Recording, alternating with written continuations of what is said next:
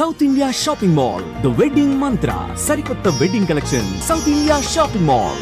మీరు ఒక ఓత్ తీసుకుంటే బెటర్ ఏమో అనిపిస్తుంది నాకు.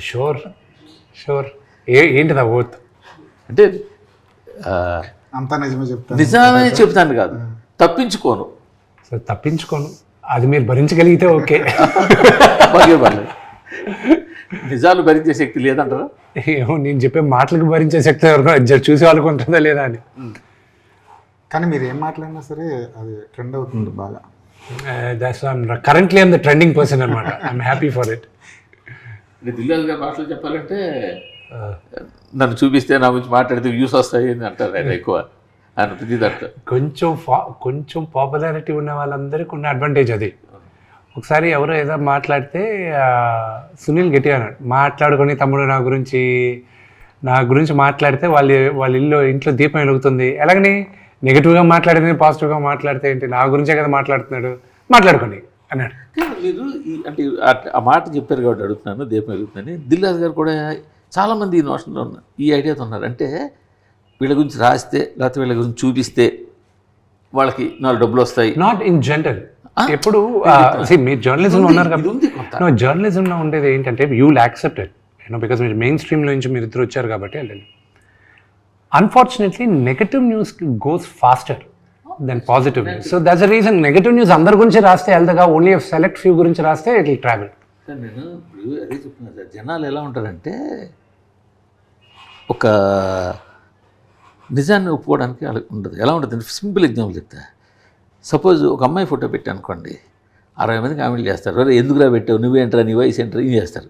సరే పోనీ నా వయసు కాదు కదా, అమ్మాయి ఫోటో తీసి ఒక దేవుడి ఫోటో పెట్టారు అనుకోండి, వాడు కనీసం అక్కడ నమస్కారం కూడా పెట్టడు.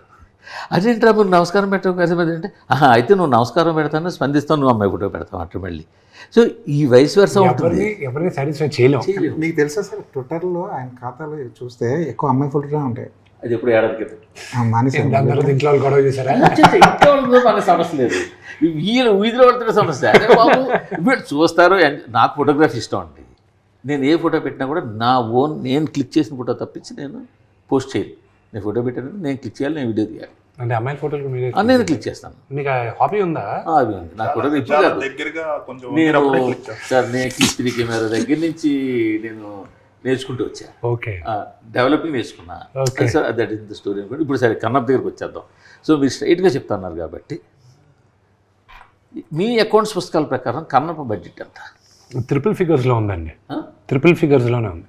ట్రిపుల్ ఫిగర్స్ 4 ఫిగర్స్ కాదు సార్, 100 కోట్లు ట్రిపుల్ ఫిగర్సే. అంటే అదే మరి అంత లేదు కానీ అండి. నేను ఈ నంబర్లు చెప్పి బుక్స్ ప్రకారం బుక్స్ ఎందుకు నేరుగా ఐటీ వాళ్ళు మా ఇంటికి పిలిపిస్తారా ఏంటి? ఆల్రెడీ ఇచ్చేదే కదా. అవును, అది బుక్స్లో ఉండేది అంత, దానికి మళ్ళీ సోర్సు అది ఇది 100 క్వశ్చన్స్. ఎంత క్లీన్గా ఉన్నా ఒకటి చెప్తానేనండి. ఈరోజు నేరుగా తలుపులు ఓపెన్ చేసుకోండి, వీఆర్ ఫ్రమ్ ఐటీ అన్నారు అనుకోండి, నా ఆఫీస్ బాయ్ కూడా భయపడతాడు. వాడు ట్యాక్స్ కూడా కట్టాడు పాపం. వాడికి ముందు ఉండేది మన అందరికీ ఐటీ అన్న ముందు భయం, ఎందుకు వచ్చిన గొడవ అని. సో అనుకునేది మాత్రం ట్రిపుల్ ఫిగర్స్లోనే వెళ్ళాం. బట్ మోర్ ప్రాబబ్లీ ఇయర్లో one of the biggest budget movies అవుతుంది.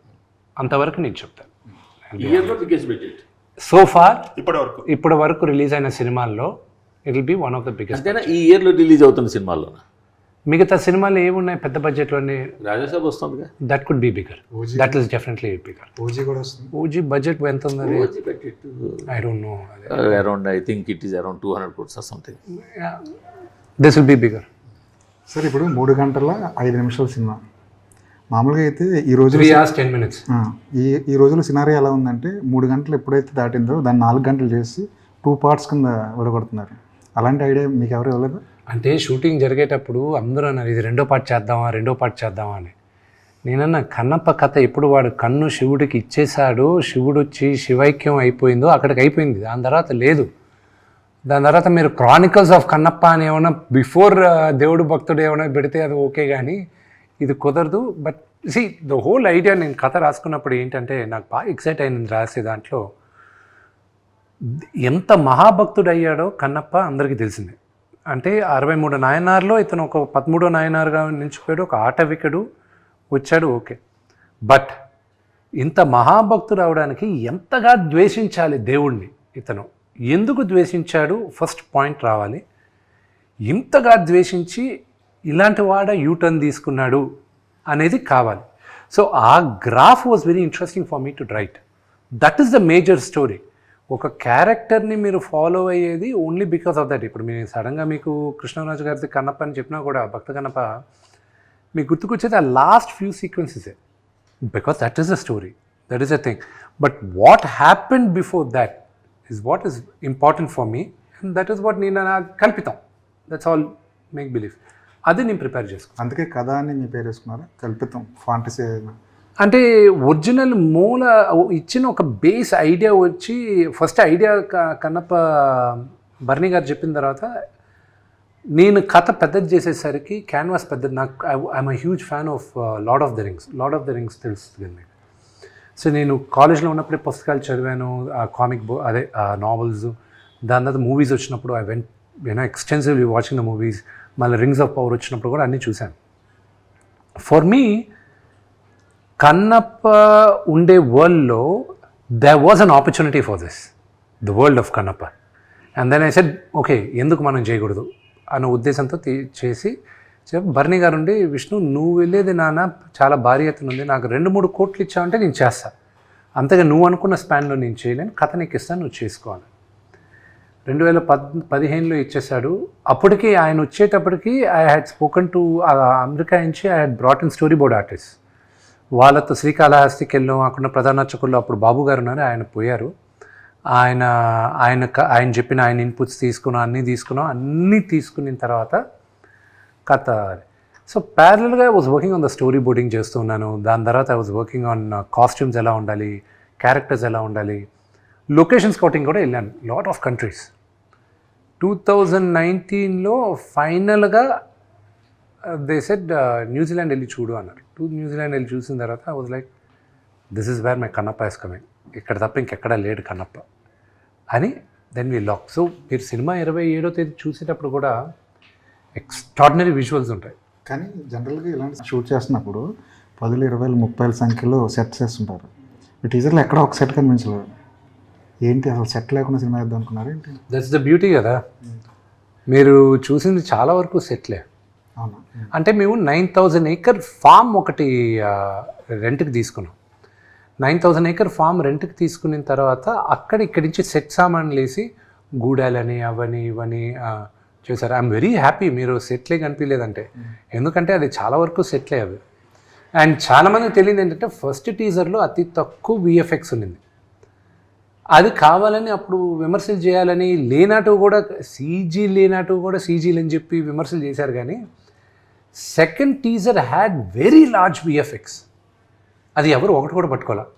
So that's how the people psyche is. I don't know. ఇంకోటి ఏంటంటే మోస్ట్ ఆఫ్ దెమ్ మీరు చూపించిన విజువల్స్లో most of them is outdoor. So outdoor ఉండటం వల్ల సెట్స్ లేవనుకుంటున్నారు. ప్రాబ్లీ అది కూడా వచ్చింది. సి యాజ్ లాంగ్ యాజ్ నేను కథ చెప్పేటప్పుడు జీవి మీకు కానీ వెనకానేముంది, వీడు సెట్ వేసాడా లేదా బ్లూ మ్యాట్లో తీసాడా అనేది కానీ నేను ఆ ఐడియా మీకు ఇవ్వకపోతే, డైరెక్టర్ గొప్ప పని చేసినట్టు, కెమెరామెన్ గొప్ప పని చేసినట్టు, and the production designer did a great job.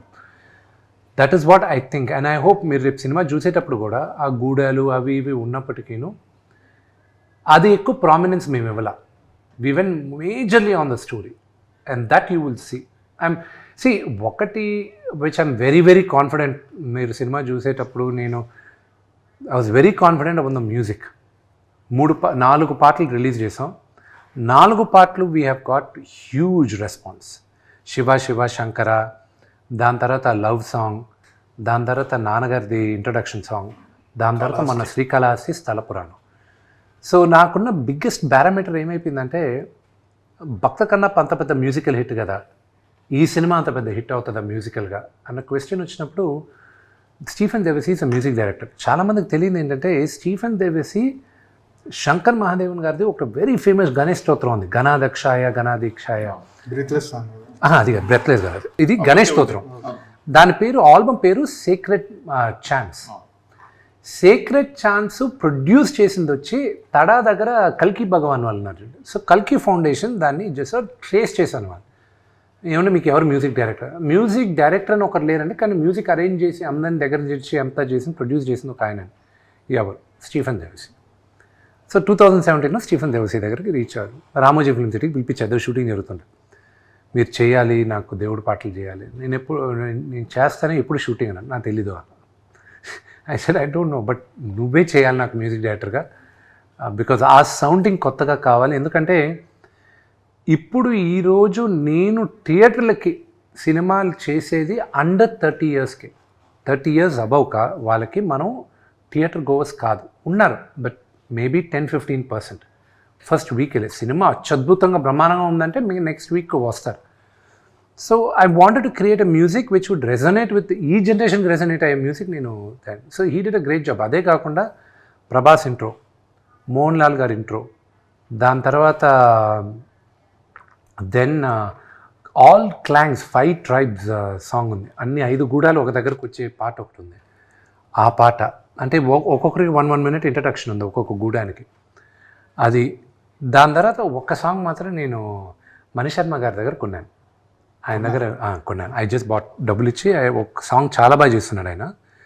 ఆయన దగ్గర ఒక పాట ఇప్పుడు ఎవరో చెప్తే వెళ్ళి అడిగాను, మీ దగ్గర ఇలా మంచి పాట ఉంది కదా, ఓకే విందు, నచ్చితే తీసుకో అన్నాడు. So he was gracious. So ఆయన దగ్గర తీసుకో.